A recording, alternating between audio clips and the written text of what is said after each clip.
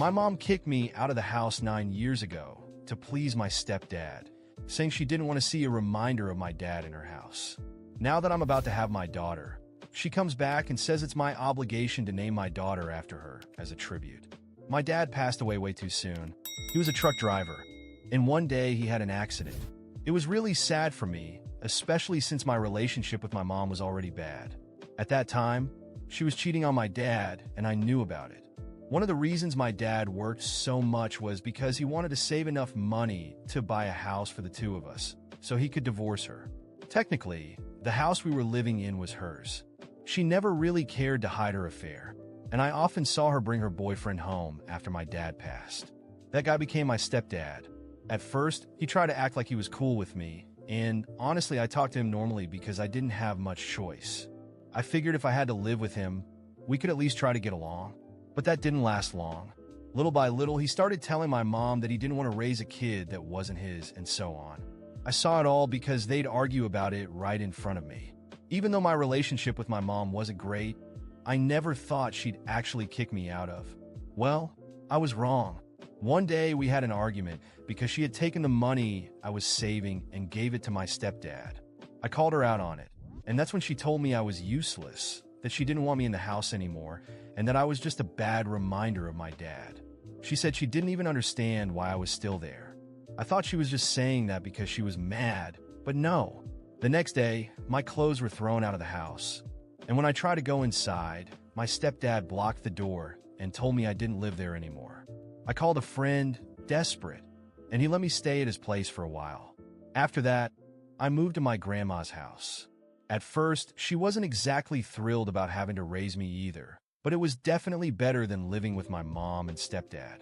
Little by little, we got to know each other better, and she really became like a mom to me. From there, I finished high school, went to college, dated, got married, and now I'm finally about to have my daughter.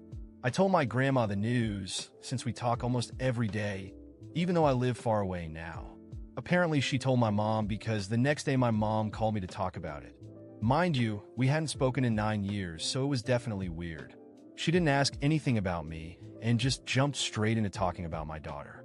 That's when, out of nowhere, she told me she'd always dreamed of having a granddaughter named after her and was happy her dream would finally come true. I asked her what she was talking about, and she said obviously I was going to name my daughter after her. For context, my great-grandmother did the same with my grandma, and my grandma did it with my mom, so I guess my mom assumed I'd do the same. I told her I wasn't going to do that, and that I never planned on continuing that tradition. She asked me what I meant, and if I already had a name picked out. I said no, just that I didn't want to name my daughter after her, because she didn't mean anything to me anymore and hadn't been my mom for a long time.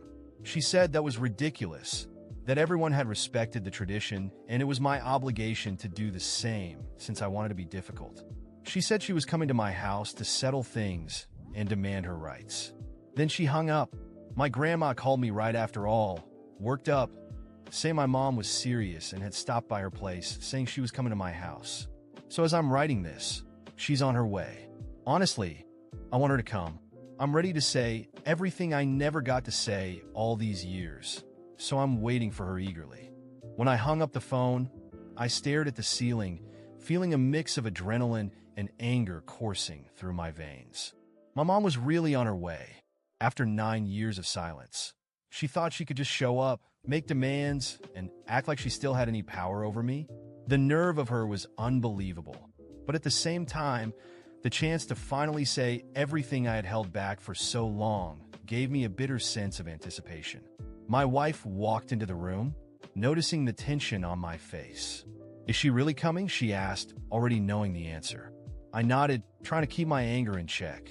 She thinks she has the right to demand something, like she's been a mother to me or even a presence in my life since she kicked me out. Now suddenly, because I'm having a daughter, she thinks she can come in here and dictate what I do in my own family. But this time, things are going to be different, I vented. My wife hugged me. "You're not alone in this anymore. We'll face this together." I took a deep breath, trying to stay calm. I knew the next few hours were going to be tough, but I was determined not to back down. She was going to learn that she no longer had any control over my life. A few hours passed, and then the sound of a car pulling up in front of the house echoed through the room. I went to the window and saw my mom's old car. The engine was still rumbling, like she was ready to storm into my life as a furious whirlwind. My mom stepped out of the car, carrying the same arrogant look she always had, though time had left its mark. She looked worn down, like life hadn't been as kind as she expected after kicking me out. And next to her, of course, was my stepdad, the root of it all. He had that same smug look, as if he had won, as if he was the boss of the situation. But this time, things were going to be different. They knocked on the door like they had the right to be there. I opened it, staring them down without a word. "So, are you going to let us in? Or are we going to settle this here?" My mom snapped, without even a hello. Her authoritative tone made my blood boil. I wasn't the teenager she could manipulate or intimidate anymore. "Come in," I said firmly. "But it's not going to go the way you think." They walked in and sat on the couch as if nothing had changed, as if this was a normal family reunion. My stepdad didn't look me in the eye, but he kept that smug grin on his face, like he knew my mom would bend me to her will, just like she always did. So, she started crossing her legs and leaning forward. "Let's get straight to the point. Of course, you're going to follow the tradition and name your daughter after me. That's what's expected, and I'm here to make sure you do the right thing." I laughed a bitter, angry laugh. "Do you have no shame? After kicking me out of your house, calling me useless, and taking everything I had, now you show up and think you have the right to demand anything? What have you done for me in the last 9 years? Not a single call, not a single gesture. And now, because I'm having a daughter, you think you can waltz back in here and tell me what to do? You mean absolutely nothing to me." She looked shocked, like she had never imagined I would dare to confront her this way. "I'm her mother. You owe me respect. If you think you're just going to ignore our family's tradition." "Tradition?" I cut her off. "What tradition? The tradition of destroying your own family? Because that's exactly what you did when you decided to kick me out to please your husband. You chose him. You always chose him, even when you were cheating on my dad. Remember that? The man who died, and you couldn't wait to bring this guy into the house." I pointed at my stepdad, who still had that smug look on his face. My mom tried to speak, but I didn't let her. "You think I don't know what really happened? My dad worked himself to the bone, trying to get us out of that house, saving money, so I could have a future. And what were you doing? Meeting your boyfriend while he was on the road, killing himself to support this family. You always knew what you were doing. And now, because I'm having a daughter, you think you can come back and demand that I honor you? I owe you absolutely nothing." She stood up, furious, her hands shaking. "You don't know what you're talking about. I did what was best for me. And you've always been ungrateful, always choosing your father, even after he died. I chose my father because he was the only one who truly loved me. He died trying to give me a better future, while you destroyed everything he built. And as for your husband, I turned to my stepdad. He's a coward who never did anything for me except throw me out of the house like an unwanted dog." He finally spoke, his voice full of disdain. "I did what I had to do. You were never my son, and you never would be. We were all better off once you left." "Better off for you," I corrected. "But now, I'm not going anywhere. This is my house, my family, and you two have no place here." My mom tried to step toward me, but my wife appeared in the room, holding my hand, looking at her firmly. "You two need to leave," my wife said, calm but strong. My mom looked at me, as if expecting me to change my mind. "You're going to regret this," she said, her voice full of anger. "You'll thank me one day." "No, I won't. I have everything I need right here, and you two are not part of it." With that, I opened the door, and without another word, they walked out. As soon as the door closed, I felt a weight lift off my shoulders. For the first time in years, I felt like I had finally faced the ghosts of my past. I looked at my wife and smiled, knowing I had done the right thing. Now we're ready to start our real life. And this time, no one was going to tell me otherwise. Months had passed since that initial confrontation with my mother, and while I had hoped that was the end of it, it turned out to be just the beginning. At first, I didn't think much of it when my family's calls became less frequent. I figured they were busy, or maybe things had naturally shifted after my fallout with my mother. But when my cousins stopped texting and invitations to family gatherings disappeared, I knew something was up. One day, my aunt, who I always had a good relationship with, sent me a short message asking if we could talk. Her tone was strange, and when I called her, she got straight to the point. "Can you explain what's going on between you and your mother? She's been saying awful things about you to the entire family." I was stunned for a moment, although deep down, I wasn't entirely surprised. I knew my mother wouldn't take well to losing control over me, but to slander me to the entire family? That was a new level of cruelty. What exactly has she been saying? I asked, already bracing myself for whatever twisted version of events she had concocted. My aunt sighed, sounding uncomfortable even repeating it. "She's telling everyone you kicked her out of your house, refused to name your daughter after her out of pure spite, and that you've been an ungrateful, horrible son ever since. She's making it sound like you abandoned her after everything she did for you." That hit me hard. I had spent my entire life trying to survive her emotional abandonment and constant disdain, and now she was painting me as the villain to everyone. I took a deep breath, trying to control the anger rising inside me, and decided it was time to set the record straight. "Let me tell you what really happened," I said calmly. And so, I laid out the entire story. I told her everything. From the time when my father was still alive and my mother was openly cheating on him with a man who is now my stepdad, to how she treated me like an unwanted reminder of my father. I explained how she had thrown me out of the house to please her new husband and how I had been forced to fend for myself, first with friends and then with my grandmother. My aunt was silent as I spoke, processing every detail. When I finished, she let out a long sigh, this time filled with understanding.